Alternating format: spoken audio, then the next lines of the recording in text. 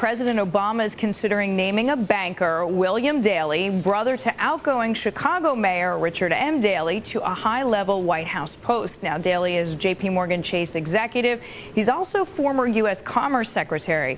Bloomberg was the first to break this story yesterday. We're going to bring in right now Hans Nichols from D.C. to give us the very latest. Hans. Deirdre, the president has approached one of Jamie Dimon's lieutenants about becoming his next chief of staff. It would be the clearest signal yet that Obama wants to de-ice his frosty relationship with Wall Street and reshuffle a staff that critics say is too insular and too deferential. Now, two caveats here. One, nothing is final. And two, if Daley isn't offered the chief of staff job, Obama may want him in the White House to serve as a liaison to the business community.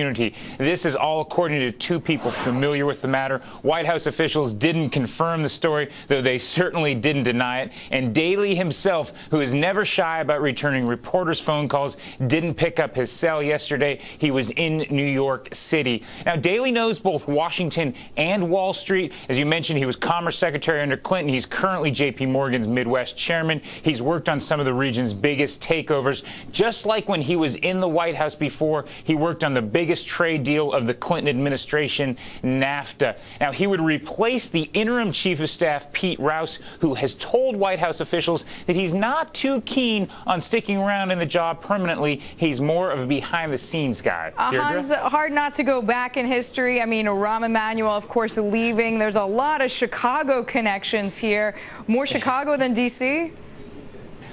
There certainly is a Chicago connection. It was Daley's brother, the current mayor, whose decision not to run for re-election opened it up for Emanuel to leave. There will certainly be that criticism. What the White House is bracing for more, though, on the criticism front, is that a Daley appointment would engender some reaction from the left. Daley was critical of health care. He's a banker. He's a centrist. Here's what he told the New York Times back in 2008 on health care. They miscalculated, he said in an interview. He said that the mandate of 2008 was to send a message that after 30 years of center-right governing, we had moves to center-left. So there wasn't a real hard approach there from him on health care. That's going, Deirdre, to offend the left.